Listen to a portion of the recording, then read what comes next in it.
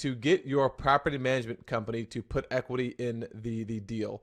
So I'm gonna talk about this tip specifically. Then I'm gonna take a step back and talk about how this could be used more broadly. So most likely, especially if you're doing, a 250 unit deal, maybe if you're doing a smaller deal, syndication deal, 4 unit, 8 unit, 12 unit, maybe even up to 20 units, you might manage it yourself. Now, when you are considering doing a syndication in that deal size, you have to remember all of the added legal costs that are associated with putting together a syndication, and the increase in down payment will likely push the deal below your return expectations. So you think about it, if you're buying a 4 unit deal and you've got to put $15,000 extra down just to make the legal documents, probably doesn't make sense. So most likely you're going to have some sort of property management company managing your deal. And if you're just starting out, the highest probability is that it will be a third-party management company. Now, at some point, you might get big enough where you want to bring management in-house, but when you're first starting out, it definitely makes sense to have a third-party property management company because they're the experts, and unless you have previous property management experience, you aren't the expert. And of course, once you've become an expert by doing a few deals yourself, you could bring management in-house. So long story short, you're going to have a third-party management company. And one way to create an additional alignment of interest between you and that management company is to have them put money in the deal. So bring them on as essentially a limited partner. That way, they have skin in the game. And if you remember on a previous syndication school series, I believe it was series number 8, we talked about creating a alignment of interests with your team members and how one of those tiers of alignment of interest was having a team member invest money in the deal. Those team members could be the management company, some sort of local owner, or the actual real estate broker on the team, on the who brought you the deal or who you're working with.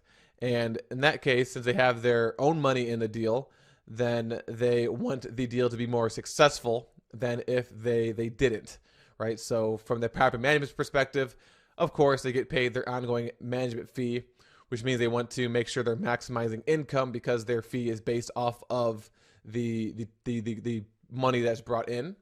But if at the same time they are also going to be compensated based off of the cash flow, which takes expenses into account, then it also behooves them to reduce the expenses. Whereas before, all they really financially care about is maximizing the income. So since they're the ones that are going to be the boots on the ground, since they're the ones that are going to be doing the day-to-day operations, if you can get them to invest in the deal and their compensation is based off of the cash flow, then you will have a better chance of them working harder to reduce those expenses because, of course, they want to make more money. Now, of course, you always want to make sure you're doing your due diligence on anyone you're bringing into the deal investor-wise.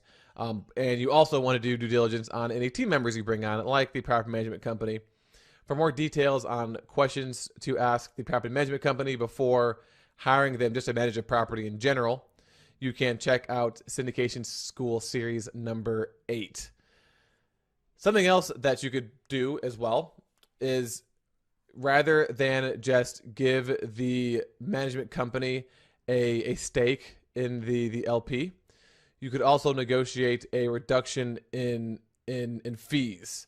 So in return for, and so rather than them investing actual capital in the deal, you can just give them a piece of equity. And in return for that equity, you can ask them to reduce their management fee by a few percentage points. Or they can forego or eliminate certain fees like lease-up fees or construction fees, maintenance upcharge fees. So you'd have to do some kind of calculation to determine, okay, so I'm giving you this much equity, so you're going to make this much money. So let's reduce the ongoing fees by whatever. That way they're still making money, but they're still making more money than they would if they just were charging you those fees.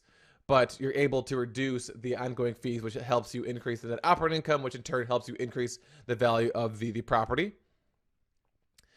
And then, of course, and this is obvious, but I'll say it anyways, if you are just doing a smaller syndication deal, you're still going to want to bring on other investors, right? You don't want the property management company to be the only investor in the deal. You still want to bring on other investors because that adds another layer of accountability and alignment of interests.